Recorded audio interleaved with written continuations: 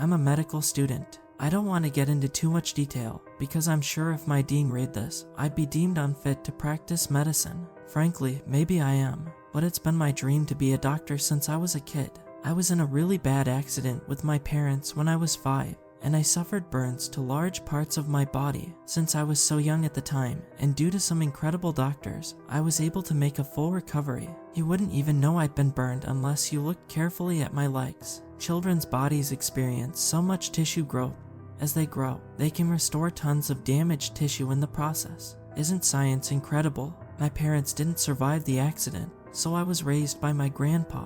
Growing up, I was always in the doctor's office. Dermatologists, pediatricians, even reconstructive surgeons. They were my heroes, and I wanted to be just like them. My grandpa has a picture of me using a toy stethoscope on the cat that he loved showing people. When I found out how much work you have to put in to be a doctor, I got serious. I always got the top grades, led the extracurriculars, and shadowed in my off time. It paid off when it came time to apply for med school. I go to a prestigious historic university in New England. During your first year of medical school, you take anatomy, complete with cadaver dissection. Yeah, you cut up a dead human body. It sounds crazy, but there's no better way to understand the body. Every school does it a little differently, but in my school you're assigned a cadaver that they refer to as your first patient.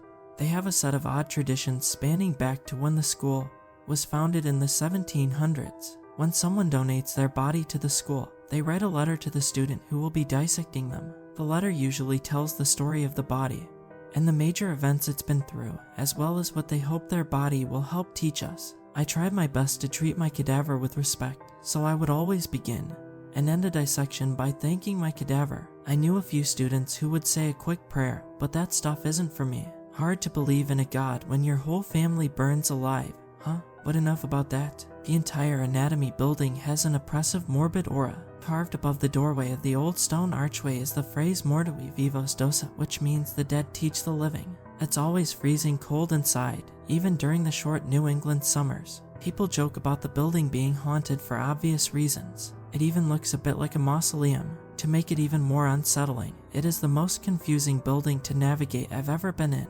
I don't know what the person designing it was thinking. Short, narrow hallways run into each other at odd angles. Finding a particular professor's lab is nearly impossible unless someone takes you there first. I'll call my professor Dr. Lucas to keep this anonymous. Dr. Lucas is an old man with a bushy beard and an unplaceable European accent. He never says much, but he reminded me a lot of my grandpa.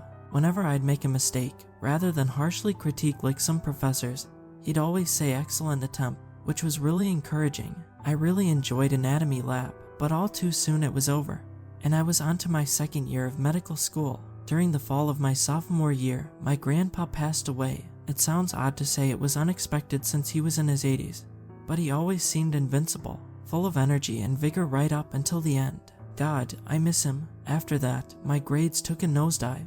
I couldn't concentrate. Hell, I couldn't even bring myself to eat. I had to take a leave of absence. Usually when someone takes a leave of absence, they return home, but I had nowhere to go. I just stayed in my little campus apartment, watching days turn to weeks. I needed to do something to keep me from going insane. I don't know why, but I went to talk to Dr. Lucas. I asked if there was any work around the anatomy lab that needed done. In as few words as possible, he told me the lab needed a caretaker and the job was mine. Until I rejoined classes the next year. I must have been beaming when I walked out of the cadaver lab, and it struck me that in that moment, I was the only happy person I'd ever seen in this building. As the caretaker, I had various jobs, all of them morbid. I had to water the cadavers every day. I swear, I'm not joking. You have to make sure their skin stays moisturized with an embalming solution, or it gets crusty and gross. Besides laying out instruments and topping off various solutions, I had another responsibility that I was entirely unprepared for: cadaver processing. In retrospect, I'm not sure why they thought it was a good idea to give this job to someone acutely grieving a loss, but honestly, I think this was the kind of job that would be hard no matter what. When the bodies are brought from the morgue, they already have some minor embalming done. I hooked them up to a pump of formaldehyde and various other chemicals that I circulated through their vessels. You have to let them sit a few days to make sure it all soaks in, and sometimes I had to process 7 or 8 at a time, so I definitely kept busy. After a cadaver was dissected, they were cremated so their ashes could be returned to their families. Not a lot of students know this, but we actually cremate the bodies in the lab. Down in the basement, somewhere in the absolute labyrinth of corridors, is a fully functional crematorium. The first time you push a body into the giant oven, heated to a roaring 1800 degrees, and close the doors, it just feels wrong. But that's just the first time. I did probably 10 a week, so I was thoroughly desensitized. That is, until it happened. I found myself working late on Friday night. I was down in the crematorium, with 2 cadavers in body bags on gurneys, which was how we stored them when they weren't being dissected.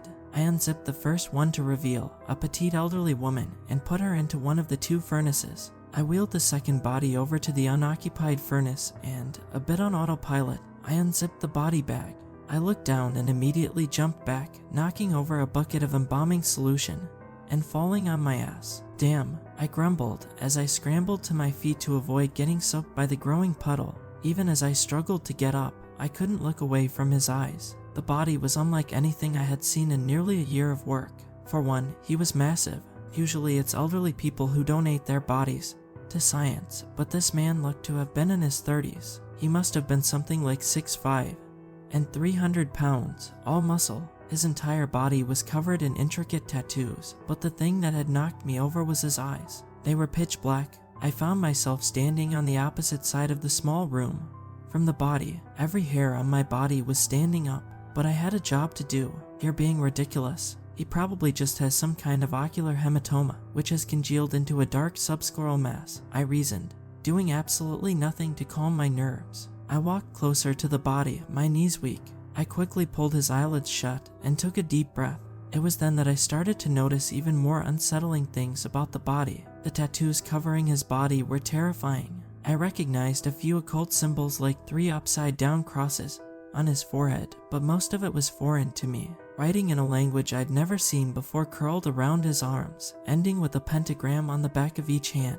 "What the hell were you into?" I whispered, not wanting to know the answer. Before I could finish my thought, it hit me. He hadn't been dissected at all. His entire body was intact, not a single incision. What was he doing in the crematorium? All our cadavers come with a toe tag, with an ID number, and 3 checkboxes. 1 means ready to be processed, 2 means ready to dissect, and 3 means ready to cremate. I looked at his toe, and the string was there, but the tag was missing. I looked at the door. I didn't know what was going on, but I wanted to get out of there. I felt my heart beating out of my chest. My ears rang, and I choked on my own anxious breaths. "You're a scientist. You've been working for this your entire life. What are you afraid of?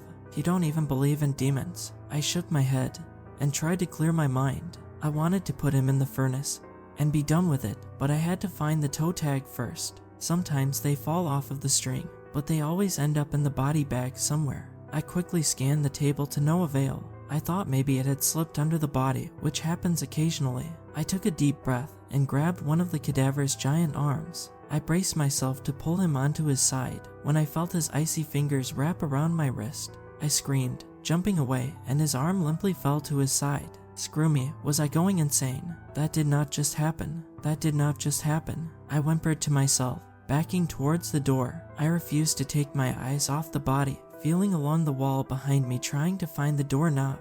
As my shaking hands fumbled along the wall, I accidentally hit the light switch, suffocating the entire room with darkness. The only thing illuminating the room was the glow of the furnace on the other side of the room. Tears running down my face, I frantically clawed at the wall, begging the lights to turn back on. I finally found the switch, slammed it down, and whipped around, expecting the cadaver to be right behind me. It wasn't behind me. In fact, it wasn't in the room at all. It was gone. I honestly didn't care if I was going crazy. At that point, I threw open the door and ran down the hall. Sobbing, I whipped around the corner and ran down another hall, and another, and another. In my utter panic, it took me longer than it should have to realize that I should have made it to the stairs. Already, the building wasn't this large. Where the hell was I? I turned another corner and slammed into a brick wall with a sickening crack. I broke my nose and nearly knocked myself out. Stunned, I staggered back, and the room seemed to spin around me. I turned to run back the way I came, unsteadily preparing to run in the opposite direction. praying I'd see the stairs around the next corner. I shook my head to clear the concussive fog, the blood streaming down my face splattering on the walls around me when I saw it. The room at the end of the hall was the crematorium. I looked around frantically, unable to believe what I was seeing. On one end of the hall was the wall with blood and tissue smeared from where my nose had impacted. The bare, doorless brick walls on either side stretched towards the maw of the crematorium, funneling me into hell. I must have stood there for 5 minutes, crying, bleeding, gasping, and choking, refusing to believe the reality of my situation. I had nowhere else to go. I still don't know why I decided to go back into the crematorium. I was so terrified you'd think I'd have starved to death in my little corner before I set foot in that cursed space, but I felt compelled. I staggered towards the door, almost against my own will, but my knees were so weak they gave out. I crawled on my hands and knees to the doorframe, using it to pull myself up. The crematorium was exactly how I left it. One oven on, 2 empty tables, a spilled bucket of embalming fluid on the floor. No monster, no demons. I turned around to see if the dead end behind me was still there, but before I could check, the crack of bursting bulbs made me jump again as the lights went out, plunging me again into darkness. The lone light came from the furnace, the flicker of the flame cast shadows that danced across the room. I stood, transfixed by the fire, watching it curl and leap about. It was so warm and bright, like a fireplace on a snowy day or the break of dawn on a moonless night. It radiated comfort and light. I shuffled towards it as the begging voice of self-preservation fell silent. As I drew closer, I thought I heard something, but it was almost imperceptibly quiet. It came from the fire, but it also came from within me. It grew louder, then louder still, and then it was all around me, penetrating my very being. The screaming voices called out to me by name, calling forth memories I didn't know I possessed. "Mom, Dad," I whispered, reaching out for the flame. "Are you there?" The dancing flames started to take human form, forms I had only seen in pictures for over 20 years. "It's okay, I'm coming," I found myself saying as I reached for the furnace door. "I'm coming." I turned the handle, and the flames leapt out, ready to embrace me, but I didn't even feel the heat. "I'm here now. We're together." I raised my foot to the door of the furnace, bracing myself on the frame. The sound of searing flesh fell on deaf ears as I prepared to step in. I was so ready to feel whole again. I smiled as the skin on my lips cracked from the heat.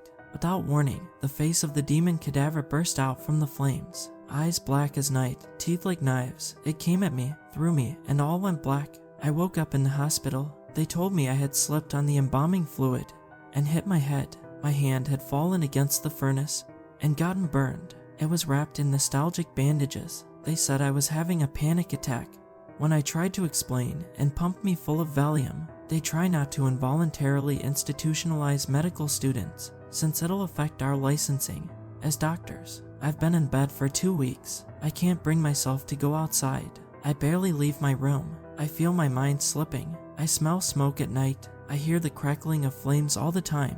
Last night I turned on the burners of my gas stove, staring into the flames, and it felt like home.